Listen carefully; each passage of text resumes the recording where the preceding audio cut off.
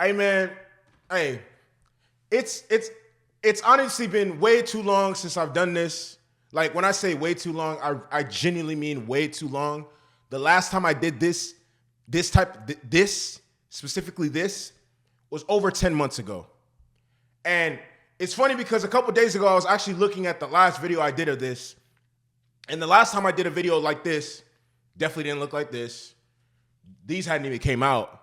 So many different things have changed in my life. So many things, a lot good things have happened, bad things have happened. You know what I mean? But still standing, still pushing forward, still doing what I got to do. But one thing that has happened, and continued to happen, was the growth of this team, as I predicted so many months ago. You can check the facts; they're all there. You can check the facts; they're all there. Just look at what I said the last video. I said the last video, this team will come good and this team will produce. Present day, and I said this 10 months ago, present day, it is now December 15th, 2024. 2024 is concluding as a year. And Chelsea are now sitting second in the Premier League table. Second in the Premier League table for the 2024-2025 season with approximately 34 points. We are 2 points off of first place. And we are 4 points ahead of third place, Arsenal FC. The same Arsenal FC that thought that this year would be their year and this is the year they will win the Premier League, which I consistently said, and I've told every single person in my life that I know, that's not going to happen. That's just something I just want to casually throw out there, but it is what it is.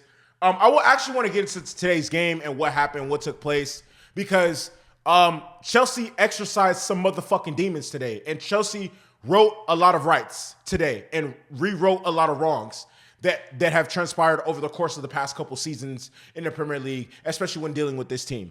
We finally have beat Brentford. We finally have beat Brentford for the first time in 6 tries, for the first time in the past 3 attempts at Stamford Bridge. And me saying that sounds crazy. This team consistently came to Stamford Bridge and took food off of our plates. This team, the Brentford Bees, this team consistently came to Stamford Bridge and took food off of our plate. Not this year, buddy. Not this year. It's not happening this year. Nah. From the start of the first half to halftime, we were the better team. We were applying pressure. We were pressing them. We were creating chances. Like, we were the better team. If I'm going to be honest with you, I think Brentford were the better team in the second half. But in the first half, we were the better team. Honestly, this game that we won today, 2-1, we could have easily lost last season. We would have for sure lost the season before. But it's a new day. It's a new day in West London. It's a new day in Stamford Bridge. It's a new day. It's a new day. It's a motherfucking new day. Okay? So, like I said, this is a game we probably would have lost, but we won this time. Why? Our head coach. The first goal, Mark Cucurella scores a beautiful header off of Nani Madueke cross. That's 1 assist for Nani in this game, and that's part of why he won man of the match. That's 1 assist for Nani. And even in the lead up to Cucurella's goal, you can see the instructions from the manager. Keep making runs towards the far post. Keep making runs towards the far post. He had got himself in positions like that against Tottenham and didn't score. Oh, but this time around he scored. Today he scored. And it's funny, the commentator said that, he didn't necessarily like Cucurella's celebration. But that's what he said. That's what happens when someone who doesn't usually score often scores. But I fuck with it. The little waddle. If you follow football like I do, Jalen Waddle does that. Number 17 on the Miami Dolphins. But nevertheless, we walked into halftime with a 1-0 lead, which I felt like we deserved. I honestly felt like maybe we could have been up 2-0, honestly. And one of the consistent things that we're seeing a lot with our team, especially in the second half, is we're still not, I want to emphasize enough, we're still not clinical enough. We are still not clinical enough. I'm just going to keep emphasizing this. We are still not clinical enough. Okay? And despite us not being clinical enough, we still have scored the most goals in the Premier League this season. It's hilarious. Beginning of the season. Let me repeat this. Beginning of the season, they were making fun of us. Oh, Chelsea in the Conference League. Chelsea in the Conference League. Blah, blah, blah, blah, blah. Okay, we rock up to these Conference League games and we let it be known very quickly. We do not belong on the same field with these teams. We let it be known quickly. We do not belong on the same field with these teams. We're in the Conference League, but we've also scored the most number of goals in the Champions League up to this point in the season.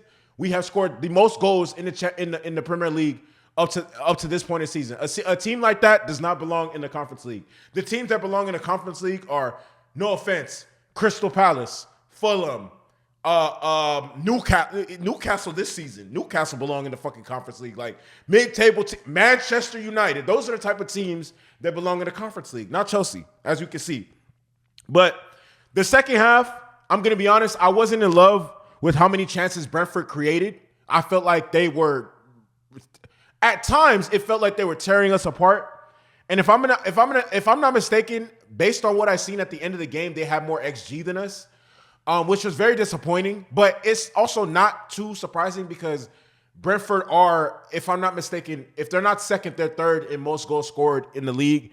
So, I mean, obviously they were going to create some sort of chances, but it seemed like they were getting many after many. And then I remember one specifically hits the top of the post and bounces right in front of the touch line, and right in front of the goal line, and then it's cleared off the line by I don't know who.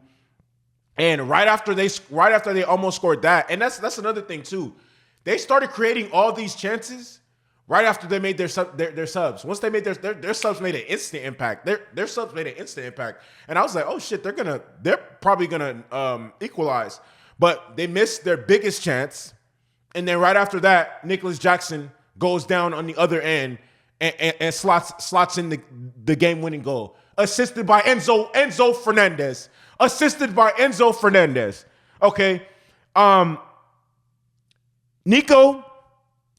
Nico missed an easy sitter.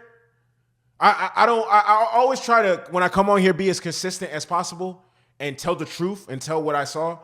Nico missed an easy sitter, and it wasn't looking like his best performance, but he came right back and he scored the winner a couple minutes later. Sancho provided a perfect ball for him. He skied it over the fucking goalpost, but like I said, Enzo assisted on his second goal. And that's what gave us the win, to be honest. Like, so, I mean, was it the prettiest performance? No. It was a gritty performance. I liked it. You know, me personally, I actually preferred this game versus what we saw last week against Spurs, because I already knew we was gonna smack Spurs up. That's what the fuck we do. Like, 3-point lane. We're going to Tottenham. 3 points, 3-point lane. But this game for sure let me know, like, we're not the same team from last year. Like that, but we're not the same team from last year. We are different. We are nasty. We're tenacious. We press hard. We fight back. The team fights together. It's a shame that we didn't get a clean sheet, because I honestly feel like we truthfully deserved it. But there's some players that I honestly want to give praise and shout outs to, because they stepped it up big time. And none of them actually ended up being Cole Palmer. You know what I mean? Cole Palmer didn't really have the best game. I'm not going to say he had a bad game either, but, you know, I feel like there were other players that their contributions to the team today were more outstanding than his, which is not a bad thing. Moises Caicedo. Okay, let me say this. Moises, I'm going to learn your full government name. I'm going to learn your middle name. If you have a second last name, I'm going to be able to learn that. Whenever you play like you played today, I don't know. Honestly, I'm not even going to say I'm surprised, because honestly, if I'm going to be 1,000%, Moises Caicedo has been the second best player for Chelsea for the past 12 months. Besides, when I say 12 months, I mean from January of this year, so dating back to last season, from January of this year to now, Moises Caicedo has consistently put in top-class performances, 8 out of 10s, 9 out of 10s. I can honestly probably count maybe 2 or 3 times he actually had a bad game since the beginning of this calendar year, okay? So all that noise about 100 million this, 100 million that, is he better than Declan Rice? Moises Caicedo is levels above Declan Rice. And also it's important to note that Moises Caicedo is also 3 years younger than Declan Rice. Moises Caicedo is only 21 years old, okay? Moises is still only 21 years old. If I'm not mistaken, Declan Rice is 24, 25. There's levels to shit. Mark Cucurella. Oh my God. Mark Cucurella, incredible. The redemption arc we're seeing from him. This guy was literally about to go on loan to Manchester United the beginning of last season. This guy was going to go on loan. He didn't go on loan because he was hurt. This guy has literally transformed. Like, this guy is literally transformed and is putting in shifts as good as what Ben Chilwell was putting in his prime season with Chelsea 3-4 years ago. Like, he's scoring goals. He's involving himself in tackles. Cucurella is our best defender.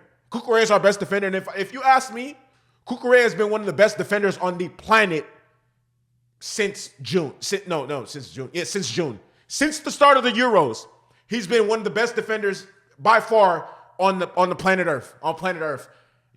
Besides Saliba and maybe like two, I can't really name too many defenders that are playing at a level as high as he is. He is that guy. Like he's coming, like we're seeing the Brighton version of him.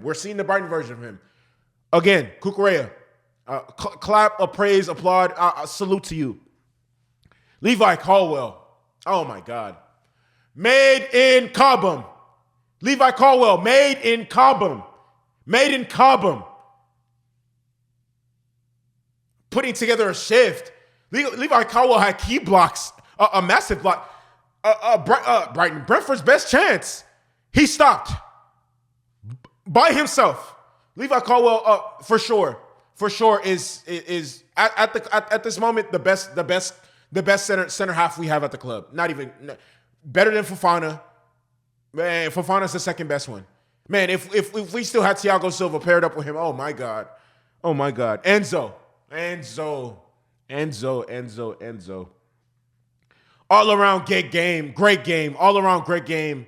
I'm seeing Enzo do things I've never seen him do. They were saying that this league is too physical, too fast, I'm seeing Enzo lose the ball, win the ball right back, putting himself in ground duels, winning them. Continues to rack up assists. That's another assist for Enzo. Enzo's gonna have at least 15 GA. If he keeps going like this, he's gonna have at least 15 GA by the end of the season. At least. He got another assist today. Another one. Man. Malo Gusto. I still want to emphasize to everyone, Reece James is still not playing. And why do we continue to look competent? Because we recruited well. Malo Gusto. It's probably one of the best games I've seen him play all season. And I just want to remind everyone, and it's important to note, he's still only 21 years old.